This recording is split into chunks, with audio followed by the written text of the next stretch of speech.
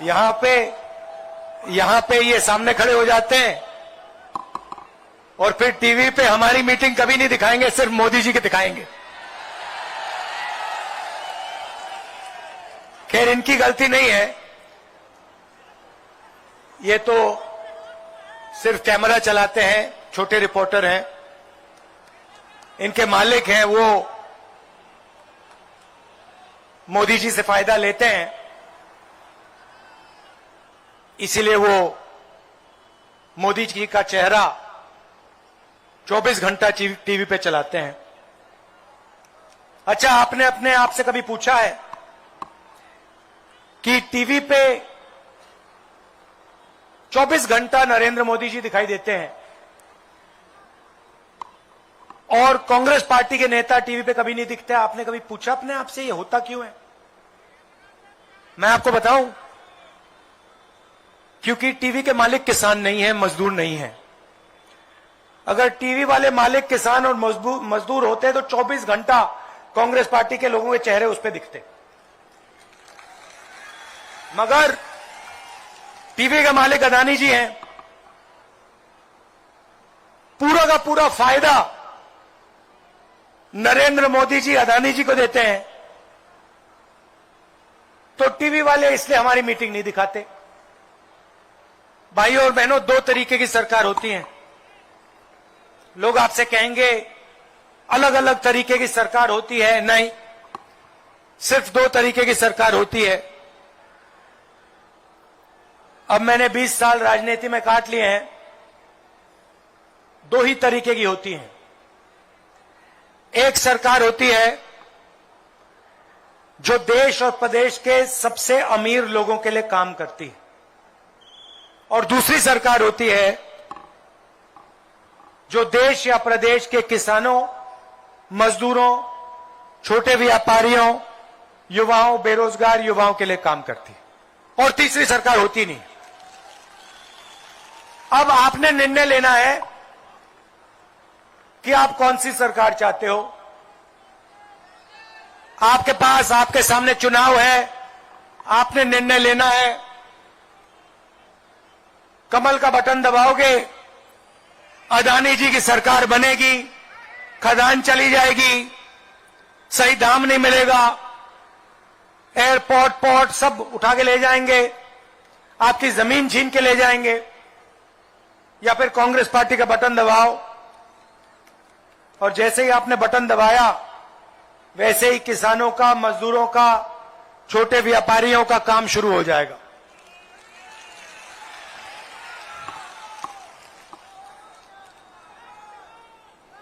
मोदी जी ने आपसे 15 लाख रुपए का वायदा किया था, याद है आपको? याद है? काले धन मिटाने का वायदा किया था, याद है? वायदे पूरे किए? 15 लाख आया बैंक अकाउंट में? आपके बैंक अकाउंट में 15 लाख नहीं आया। 2-3 अरबपति है, उनके बैंक अकाउंट में 15 लाख करोड़ रुपए चला गया। भाइयों और बहनों, नरेंद्र मोदी जी ने किसानों का कर्जा माफ नहीं किया, ना हिंदुस्तान की सरकार ने किया, ना छत्तीसगढ़ की सरकार ने किया, मगर नरेंद्र मोदी ने स्वयं 14 लाख करोड़ रुपए 14 लाख करोड़ रुपए हिंदुस्तान के सबसे बड़े 2-3-5 अरबपतियों का माफ किया है।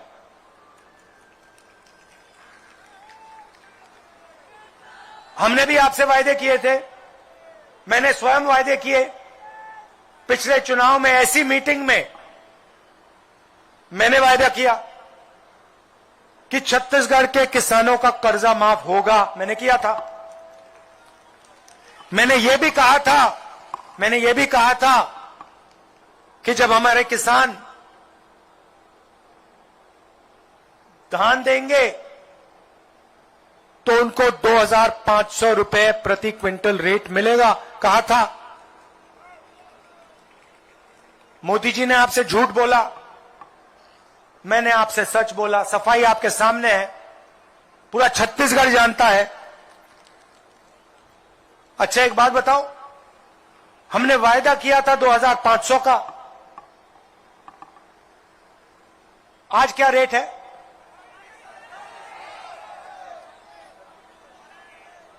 $2600।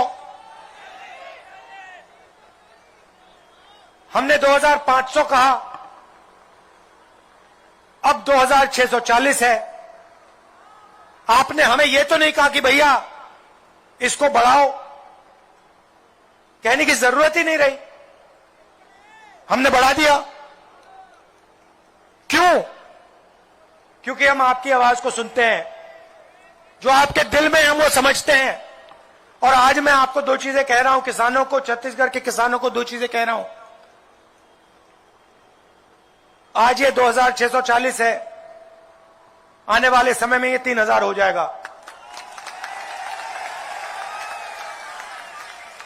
और ये बढ़ता ही जाएगा, ये बढ़ता ही जाएगा। और जैसे हमने पिछली बार कर्जा माफी की बात कही थी, चुनाव खत्म होते ही, कांग्रेस पार्टी की सरकार बनते ही पहली कैबिनेट मीटिंग में फिर से कर्जा माफी हो जाएगी। भाई और बहनों, हम चाहते हैं कि प्रदेश का पैसा गांव में जाके खर्च हो। मोदी जी अदानी जी को पैसा देते हैं, अरबपतियों को पैसा देते हैं, उस पैसे को ले जाते हैं अमेरिका, ले जाते हैं जापान, ले जाते हैं, वहां पे घर खरीदते हैं, हवाई जहाज खरीदते हैं।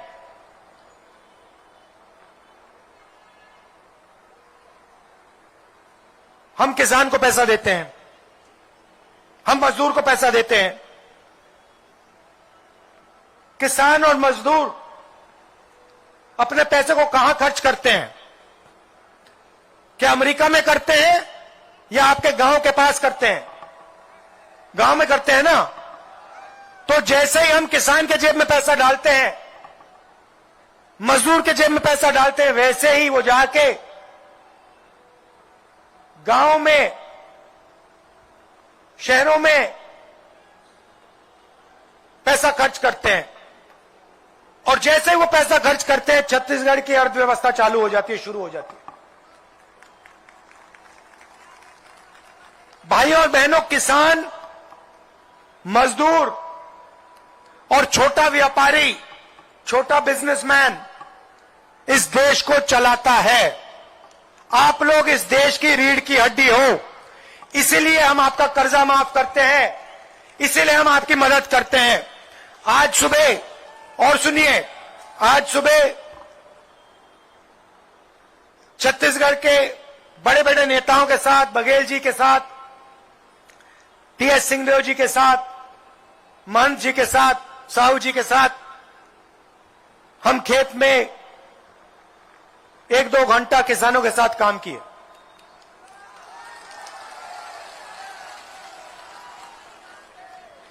धान काटा और फिर किसानों से हमने बात की, मजदूरों से बात की। 20-25 किसान थे। मैंने उनसे पूछा, भैया कैसा चल रहा है? साफ उन्होंने कहा, देखिए राहुल जी, ऐसी सरकार हमने कभी पहले देखी नहीं है। इस सरकार ने जितना हमारे लिए काम किया है, किसी और सरकार ने हमारे लिए काम नहीं किया। 2500 में कर्जा माफी में एक और चीज जोड़ देता हूं, 23,000 करोड़ रुपए किसान न्याय योजना में 26 लाख किसानों को इस सरकार ने दिया है। सीधा छत्तीसगढ़ के शहरों में, गांव में डायरेक्ट ये पैसा डाला है और इससे पूरे छत्तीसगढ़ को फायदा हुआ है, छोटे व्यापारियों को फायदा हुआ है। मगर जब मैं मजदूरों से बात कर रहा था तो मजदूरों ने मुझे एक बात कही, कहा कि देखिए राहुल जी, आप हमें 7,000 रुपए देते हैं, साल के 7,000 रुपए देते हैं, 5 लाख मजदूरों को इस सरकार ने फायदा पहुंचाया है। मगर आप एक काम कीजिए, आज सुबह हमें बताया, प्रेस वाले जाके उनसे मिल लीजिए, पूछ लीजिए। आज सुबह उन्होंने हमें बताया कि देखिए ये जो 7,000 रुपए ये थोड़ा कम है। मैंने ये गाड़ी में अपने नेताओं से बात की और 5 मिनट में हमने निर्णय ले लिया, 7,000 नहीं, अब 10,000 रुपए मिलेगा।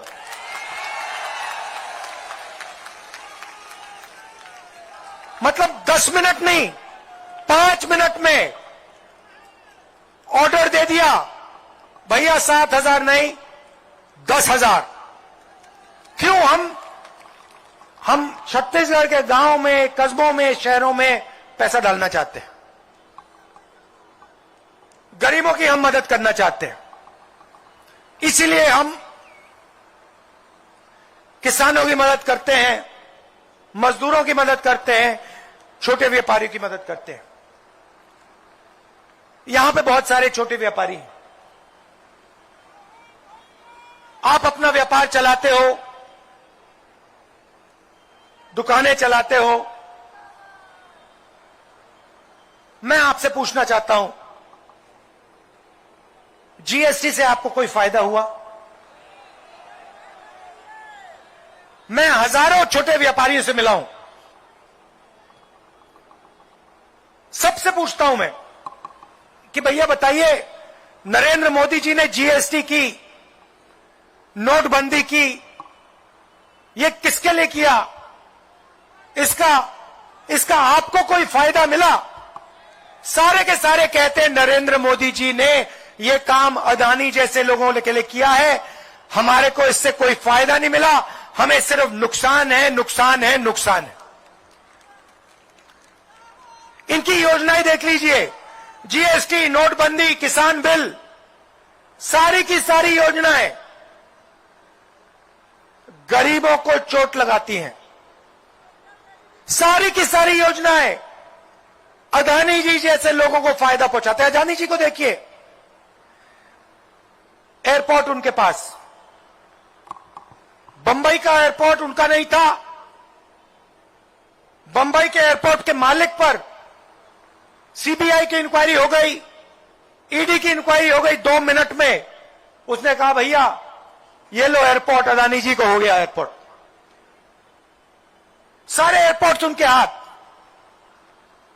सारे पोर्ट्स उनके हाथ, किसान बिल उनके लिए। विदेश में सबसे जरूरी फाइनेंशियल अखबार है, दुनिया का सबसे मशहूर फाइनेंशियल अखबार है, वो कहता है कि नरेंद्र मोदी जी ने अदानी जी की मदद की है। और उन्होंने सवाल पूछा कि अदानी जी के पास 20,000 करोड़ रुपया जो विदेश में है वो कहां से आया? कोई जवाब नहीं। भाइयों और बहनों, मैं आपको बताता हूं, मदद किसने की? मदद अदानी जी की, नरेंद्र मोदी जी ने की। पैसा कहां से आया? आपकी जेब से आया। लाखों करोड़ रुपए जीएसटी आप देते हो, किसान देता है, छोटे व्यापारी देते हैं, आपका कर्जा माफ नहीं होता।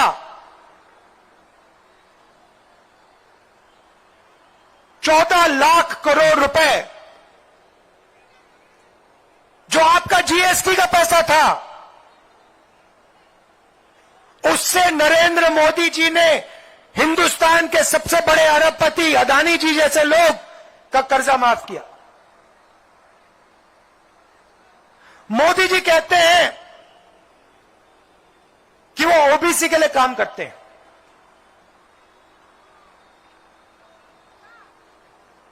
मैं सवाल पूछना चाहता हूं, अगर मोदी जी ओबीसी के लिए काम करते हैं और ये सवाल मैं सिर्फ छत्तीसगढ़ नहीं, मैं पूरे देश के ओबीसी युवाओं से पूछ रहा हूं। देश के हर ओबीसी युवा से पूछ रहा हूं, क्योंकि ये चोरी आपके जेब से होती है।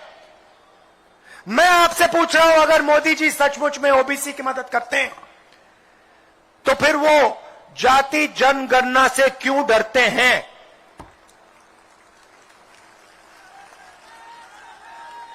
वो देश को ओबीसी की सच्ची आबादी क्यों नहीं बताना चाहते?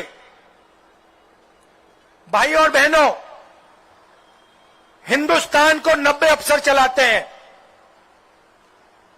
Secretary to government of India और कैबिनेट सेक्रेटरी 90 लोग हैं। ये लोग हिंदुस्तान के बजट के सारे निर्णय लेते हैं। मनरेगा में कितना पैसा जाएगा, शिक्षा में कितना पैसा जाएगा, आदिवासियों को क्या मिलेगा, ट्रेनिंग में कितना पैसा जाएगा, स्वास्थ्य में कितना पैसा जाएगा, ये सारे का सारा ये 90 लोग निर्णय लेते हैं। इनको हम secretary to government of India कहते हैं, आईएएस के अफसर हैं। ये लोग लाखों करोड़ रुपए के निर्णय लेते हैं। बजट में कोई भी डिसीजन हो, ये 90 लोग लेते हैं। नरेंद्र मोदी जी ओबीसी की भागीदारी की बात करते हैं। मैं आज इस मीटिंग में ओबीसी, दलित, आदिवासी युवाओं से पूछना चाहता हूं, इन 90 अफसरों में से जो हिंदुस्तान के बजट पर पूरे सारे निर्णय लेते हैं, इन अफसरों में से ओबीसी कितने, दलित कितने, आदिवासी कितने?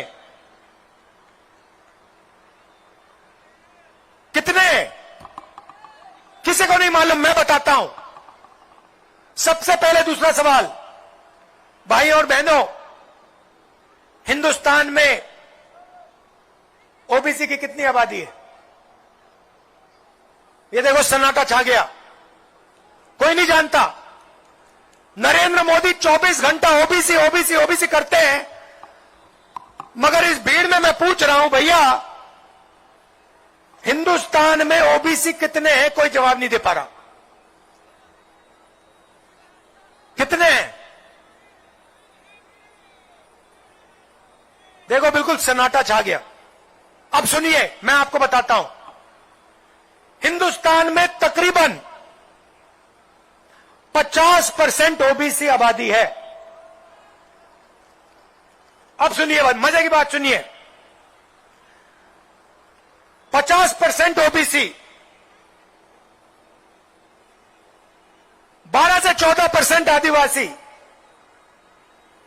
तकरीबन 15% दलित। अब सुनिए, इन अफसरों में से 90 अफसरों में से 3 अफसर ओबीसी के हैं। आबादी आपकी 50% और 90 में से 3 आपके। बात वहां नहीं रुकती, और मजेदार बात सुनिए। हिंदुस्तान का बजट तकरीबन 45 लाख करोड़ रुपए का है। 90 लोग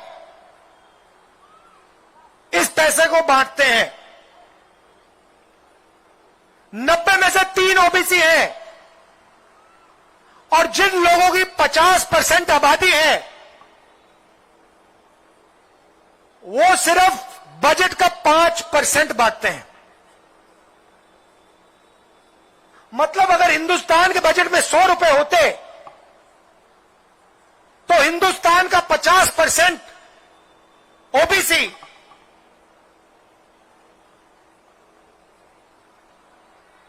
₹5 का निर्णय लेता। और फिर नरेंद्र मोदी कहते हैं कि ओबीसी की सरकार चल रही है। कहां ओबीसी की सरकार चल रही है? आदिवासियों की बात करते हैं। इनमें से 3 अफसर आदिवासी हैं।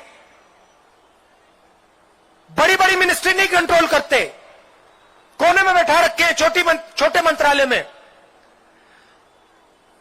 और निर्णय कितना लेते मैं आपको बताता हूं। अगर हिंदुस्तान का बजट 100 रुपए होता तो आदिवासी अफसर 10 पैसे का निर्णय लेते हैं। भाइयों और बहनों, नरेंद्र मोदी जी ओबीसी, दलित, आदिवासी के लिए काम नहीं करते हैं। नरेंद्र मोदी जी अदानी के लिए काम करते हैं, इसीलिए वो जाति जनगणना की बात स्टेज से नहीं कर सकते। जिस दिन नरेंद्र मोदी जी ने जाति जनगणना की बात शुरू कर दी, लिख के ले लो, टेलीविजन पे आपको उनका चेहरा नहीं दिखेगा। बात समझो। जिस दिन नरेंद्र मोदी ने भाषण में कहा कि मैं जाति जनगणना करूंगा, उस दिन टीवी पे नरेंद्र मोदी नहीं दिखेगा। भाई और बहनों, गायब हो जाएंगे।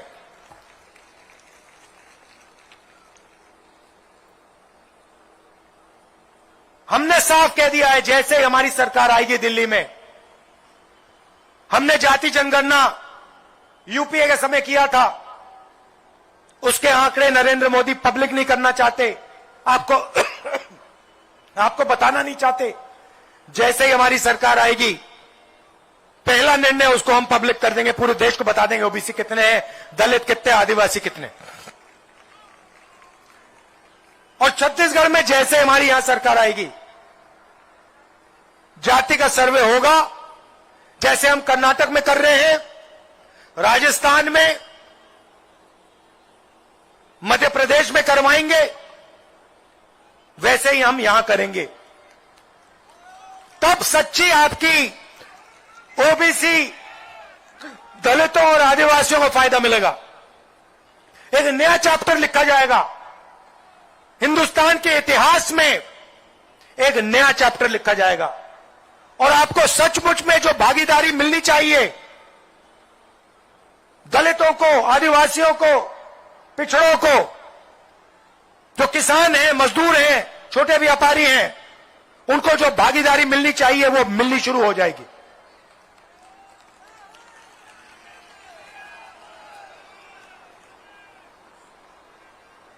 दो और चीजें आपसे कहना चाहता हूं। मोदी जी और बीजेपी जहां भी देखते हैं प्राइवेटाइजेशन कर देते हैं। अस्पताल, स्कूल, कॉलेज, सब कुछ प्राइवेट कर देते हैं। अस्पताल, स्कूल, कॉलेज सारा का सारा प्राइवेट कर देते हैं, अरबपतियों को पकड़ा देते हैं। ऐसा देश हमें नहीं चाहिए। सरकार का काम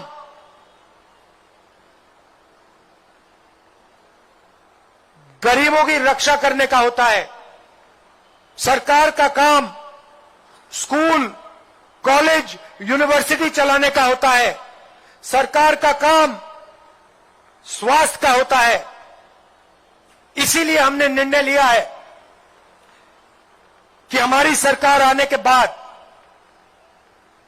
छत्तीसगढ़ में केजी टू पीजी होगा। केजी टू पीजी समझे आप? केजी टू पीजी का मतलब समझे? नहीं समझे? मैं बताता हूं। केजी से लेकर पीजी तक मुफ्त शिक्षा मिलेगी। सरकारी स्कूलों में, कॉलेजेस में, यूनिवर्सिटी में केजी से लेकर पीजी तक आपके बच्चे मुफ्त में पढ़ेंगे। किसानों को हमने कर्जा माफ किया, मजदूरों को 10,000 रुपए दे रहे हैं, आदिवासियों को हमने तेंदुपत्ता के लिए 4,000 रुपए दिया। उसमें भी हम एक चीज जोड़ना चाह रहे हैं, हर साल 4,000 रुपए आदिवासियों को एक्स्ट्रा बोनस। भाइयों बहनों एक बात समझो, जितना पैसा नरेंद्र मोदी अदानी को देगा ना, उतना पैसा मैं छत्तीसगढ़ के किसानों को, मजदूरों को, छोटे व्यापारी को दूंगा।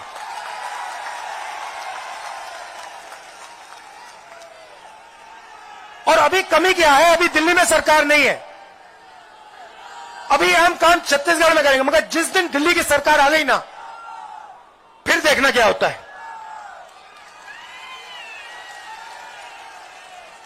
मजाक बना रखा है।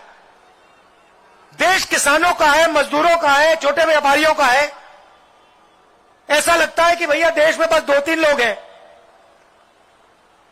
अदानी जी हैं और कोई है ही नहीं। तो जितना पैसा वो उसको देंगे, लिख के ले लो, उतना पैसा मैं आपको दूंगा।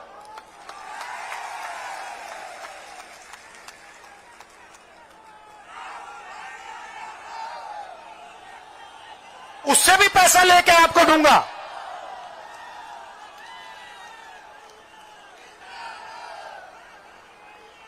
अंग्रेजी की बात होती है।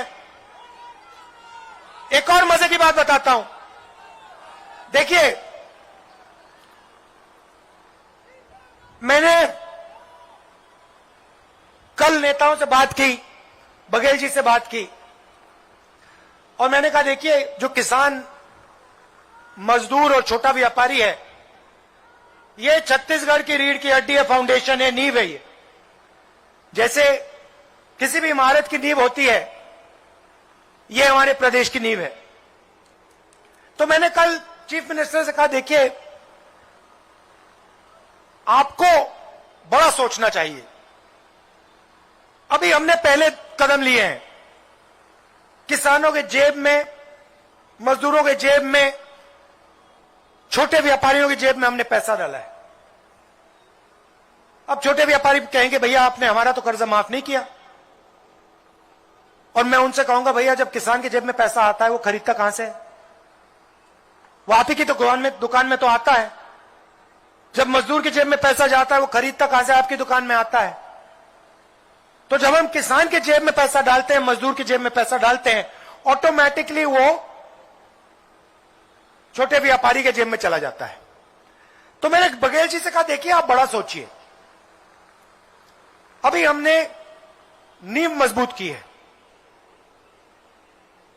अभी मान जी ने कहा छत्तीसगढ़ धान का कटोरा है, कहा आपने।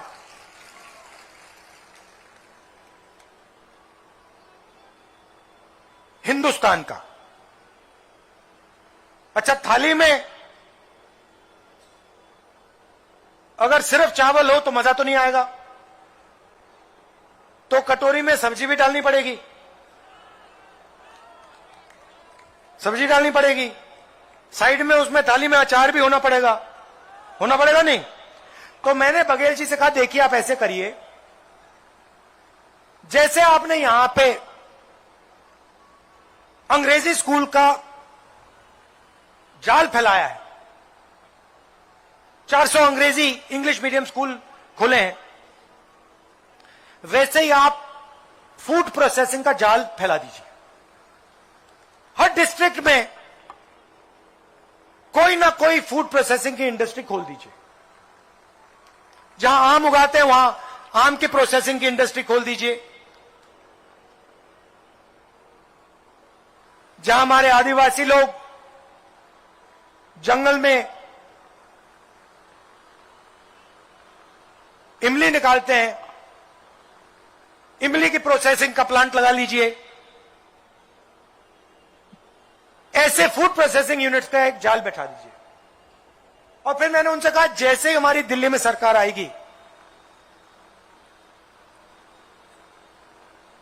हम 2-3 इंटरनेशनल एयरपोर्ट छत्तीसगढ़ में डाल देंगे। और फिर आप फिर हिंदुस्तान